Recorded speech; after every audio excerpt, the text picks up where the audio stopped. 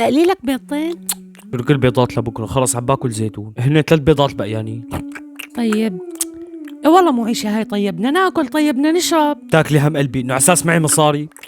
أخي مثل ما قلت لك الجواز مو لعبة، بدك تتجوز بدك تكون قد المسؤولية، وما كنت قد المسؤولية أنا نصيحة مني إلك سافر. ايوه حبيبتي.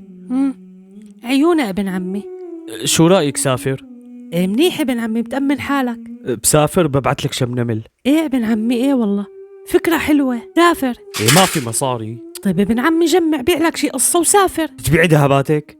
ايه بيعهم. بطلع لهنيك ببعت لك شم نمل وبجيب لك غيره. اخي هلا بلشت تفكر بعقلك، بتطلع لهنيك تصمت لك وحده المانيه وخالصه السيره. انو ومرتي يا ابن الحرام؟ بلا مرتك بلا خرا، قال بيقول لي مرتي. بيطلع لهنيك بنسى امه مو مرته. واذا عطيتك ذهباتها يعني بس تشم الريحه الصنه الالمانيه بتنسى الدنيا واللي فيها.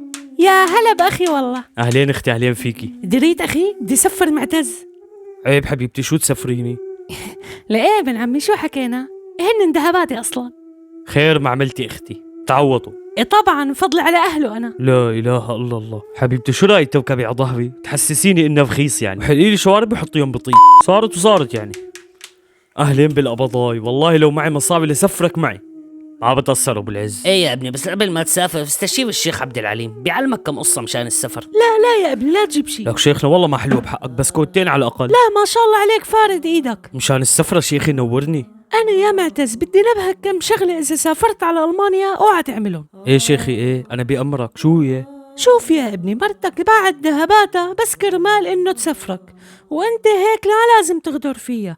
بس تروح لهنيك بدك تحاول تصمد وتبعت لها لمشمل مشان يشم نملكن، واوعى تفكر تتجوز وحده المانيه لانه وسخين، بيخروا بيمسحوا بالخرقه، بضل الخرعه بقى دير بالك. اختي انا ما خرج اعطي ولا ليرة، جوزناه وخريناه، بدنا نسفره كمان.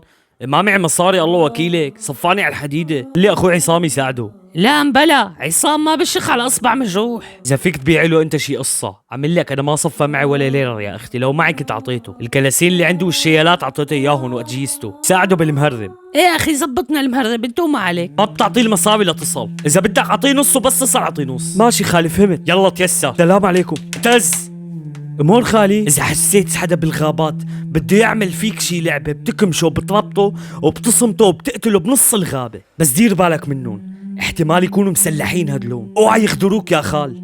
اذا حسيت حالك فيك تستحكمه من ظهره اسلخه يا خال. ايه اسلخ يعني اصمته خال. خايف ولا؟ اعوذ بالله يا خال، شو خايف؟ بس كيف بدي اصمته؟ لك خالي انت بتضلك حمار، عم اقول لك اصمته يعني اقتله، مو تصمته بالمعنى اللي انت فكرت فيه. خالي هذا سفر بر ولازم تدير بالك، لا تخاف علي خالي. بعد ما نوصل لهنيك ما في غير نعبر النهر، بس عبرة النهر خطيرة كتير، بس متى ما عبرناه خلص صرنا هنيك. حلو، يعني هلا عبرنا النهر صرنا هنيك خلص، بس شو هو الخطر بالموضوع؟ الخطر بالموضوع انه بس تعبر النهر بكون في واحد عم يستناك، يا بتهرب منه يا بكمشك، واذا كمشك راحت للخمسه. والله هلا قبل كل هالحديث ما بدنا نتفق على المصاري. ابو هاتم قوم لقلاك انا وحلكوا قد بدي على الواحد تعال لهم انت. وليش ما حكى يعني قدامنا؟ بعرفني انا، معقول يطلب غالي؟ وانا شو بعرفني؟ نحن قلنا لأبو حاتم كل واحد قد ايه معه. لا ما بيطلب زياده، ما بكفي واحنا نصمت. طابت الباصه. شو صار معك عمي ابو حاتم؟ ايمتى بدنا نقوم نتيسر ان شاء الله؟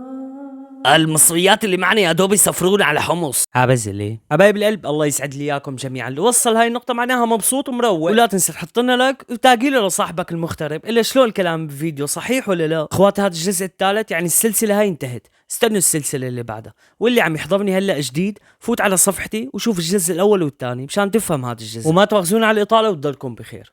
سلام زلي. هلا في مشكلة عندي بالصفحة، أنا إحصائيات الصفحة بتقول 40% يلي بيحضروا فيديوهاتي مو متابعيني. طب يا حبيبي عم تحضر فيديوهات وتحضرها، تابعني ما بتخسر شي، لك تابعني تلحس